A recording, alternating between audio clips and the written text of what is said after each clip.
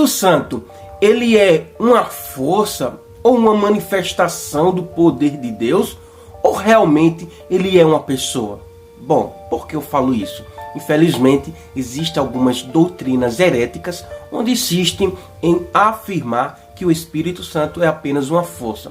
Porém, nesse vídeo eu irei trazer respaldos bíblicos refutando toda essa heresia.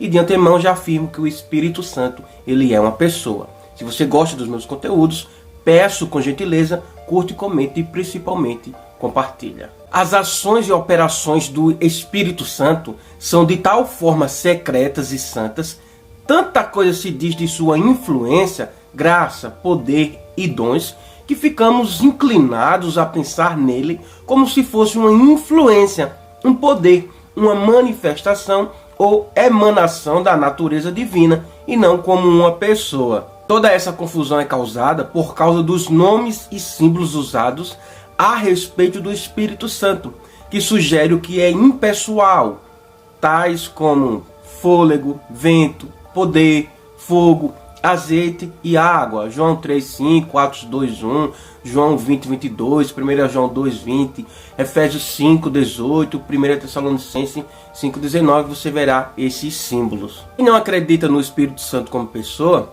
diz que pelo fato de nem sempre o Espírito Santo ser associado ao Pai e ao Filho, disse que é impessoal, como em 1 Tessalonicenses, capítulo 3, versículo 11, onde é mencionado Deus e Jesus, mas o Espírito Santo não.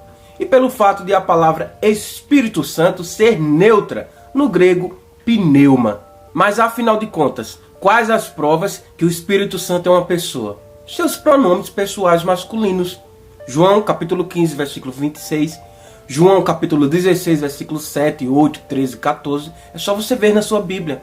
Primeira observação. A personalidade do Espírito Santo chega a dominar a construção gramatical pneuma, que é substantivo do gênero neutro. Mas sempre são usados pronomes pessoais masculinos. Isso é notável. Segunda observação. Cristo supremamente autorizado dá testemunho gramatical onde usa a palavra paracleto, consolador, em João 14, versículos 16 e 17. Este o substituiria como pessoa. O mais significativo está na expressão outro, que faz associação com quem já era consolador. Então isso aqui fica muito plausível, sim, que o Espírito Santo ele é uma pessoa. O Espírito Santo ele é uma pessoa porque ele tem associação com outras pessoas da divindade e com os homens. Quem são essas pessoas da divindade? O Pai, que é Deus, e o Filho, que é Jesus. E com os homens, veja alguns versículos. Mateus capítulo 28, versículo 19, Atos capítulo 15, versículo 28.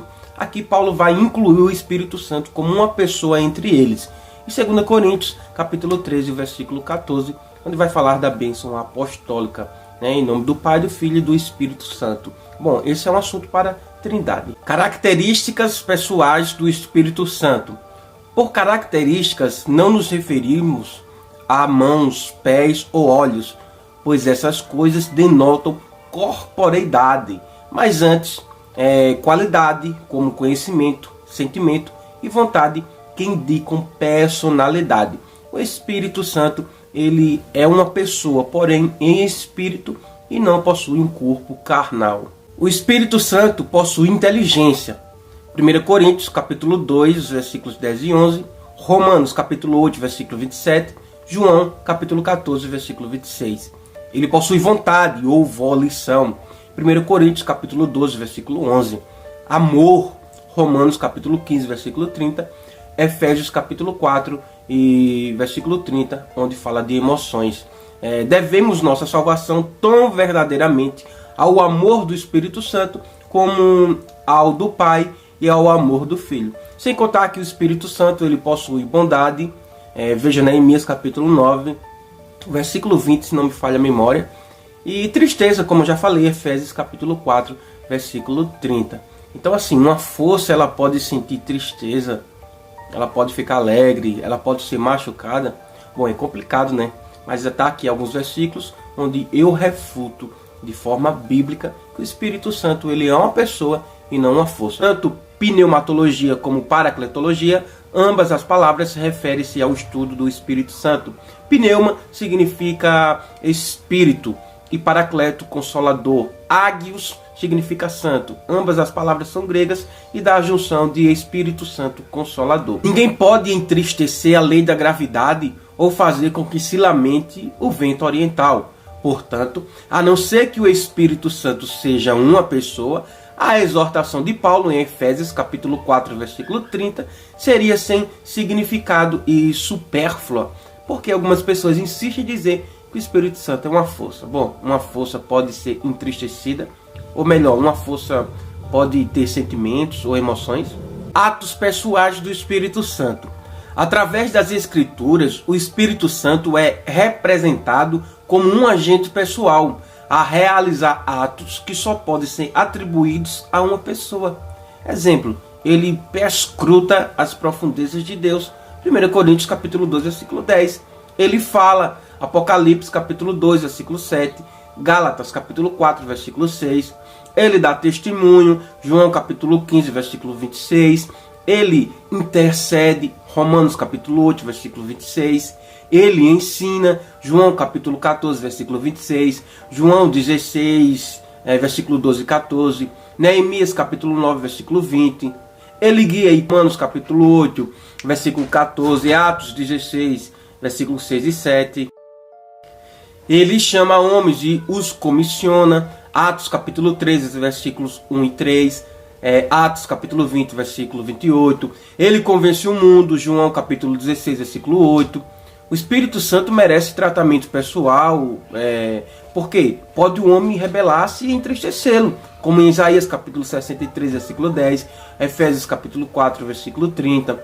Pode o homem mentir, Atos capítulo 5, versículo 3. Pode o homem blasfemar, Mateus capítulo 12, versículo 31 e 32. Observação, blasfemar significa falar do Ser Supremo em termos de ímpia irreverência. Ou seja, ultrajar ou falar de forma imprópria de Deus, de Cristo ou do Espírito Santo. E blasfemar desse modo seria impossível se o objeto da irreverência não fosse pessoal. Bom, Espírito Santo é mesmo a força? Acredito que não. As Escrituras ensinam enfaticamente a divindade do Espírito Santo. Não obstante, tem existido aqueles que negaram essa verdade. Ário, um presbítero de Alexandria, do 4º século de nossa era, introduziu o ensino, sustentando que Deus é uma eterna pessoa, que ele criou Cristo, o qual, por sua vez, criou o Espírito Santo, negando assim sua divindade. Esse ensino obteve grande aceitação nas igrejas, mas foi corrigido pelo Credo Niceno de 325 d.C., daí que se usa em teologia a definição ariano para descrever todos aqueles que negam a divindade de Cristo e do Espírito Santo. Depois, sendo formulado no Credo de Constantinopla em 381, em 589, o Sínodo de Toledo acrescentou a famosa cláusula latina Filioque, que afirmava que o Espírito Santo procedia do Pai e do Filho. João capítulo 15, versículo 26, Gálatas 4, 6, Romanos 8, 9, João 16, 7. Por divindade do Espírito Santo, sendo que ele é um com Deus, fazendo parte da divindade, coigual, coeterno e consubstancial com o Pai e com o Filho. Mateus 28, 19, Jeremias 31, versículo 31 e 34, compare com Hebreus capítulo 10, versículo 15 e 17.